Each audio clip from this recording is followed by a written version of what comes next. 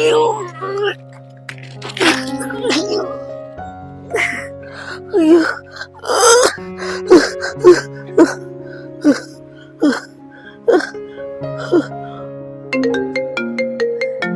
இவன் வேற சும்மா போன் பண்ணிட்டு போன் எடு ஐயோ போன் எடு ஐயோ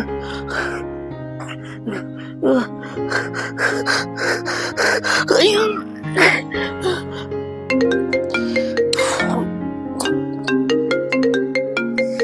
இவன் திரும்ப போன் அடிச்சுட்றியா? சுவிட்ச் ஆஃப் பண்ணிட்டு போன வைப்போம். சும்மா போன் அடிக்கிட்டு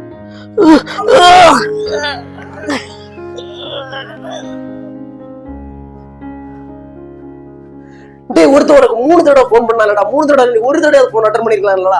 டேய் நீ ஃபர்ஸ்ட் தடவை போன் அட்டன் பண்ணல, சரி 2வது தடவை நீ அட்டன் பண்ணிக்கலாம்டா. ஒருத்தவனுக்கு அவன் நம்பிக்கை தான் ஒருத்தன் போன் பண்ணது. அங்க ஒருத்தன் உயிருக்காக போராடிட்டு இருக்கான்டா. ரோட்ல போயிட்டு இருக்க ஒரு ஆளை அவனை பார்த்து ஹாஸ்பிட்டல்ல கொண்டு சேர்த்திருக்காரு. டேய் இப்ப அவன் சீரியஸா இருக்கேன்டா.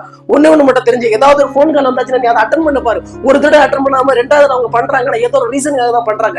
நீ மட்டும் இல்லடா, இந்த உலகத்துல நிறைய பேர் பண்ற தப்பு தான். சும்மா ஒருத்தன் போன் பண்ணிட்டு இருக்கான்னு சொல்லிட்டு போனை வந்து அவங்க எடுக்காம இருப்பாங்க. ஆனா அப்படி எடுக்காம இருக்கனால எவ்வளவு விளைவுகளை சந்திச்சிட்டு இருக்காங்க தெரியுமா? இந்த உலகத்துல நிறைய இழப்புகளை சந்திச்சவங்க நிறைய பேர் இருக்காங்க தெரியுமா? அது உனக்கு போன் பண்றது உன குடும்பத்தில் உள்ளவங்களா இருக்கலாம், அவன் ஃப்ரெண்ட்ஸா இருக்கலாம், அவனை சுத்தி இருக்கிறவங்களா, அவனை வேண்டப்பட்டவங்களா இருக்கலாம், தெரிஞ்சவங்களா இருக்கலாம். இவங்க எல்லாம் போன் பண்ணும்பா அட்லீஸ்ட் முதல் கால அவங்க அட்டன் பண்ணாடா, 2வது கால அட்டன் பண்ணடா.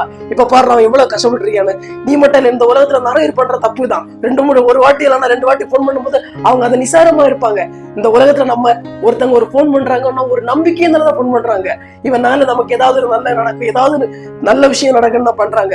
தயவு செய்து இனிமேல் ஒரு போனை தவிர அதை தாண்டி 2வது 3வது போன் அட்டன் பண்ணுங்க. அட்டன் பண்ணும்போது எந்த ஒரு பிரச்சனையும் வராது, ஆபத்துல தவிர்க்கலாம்டா.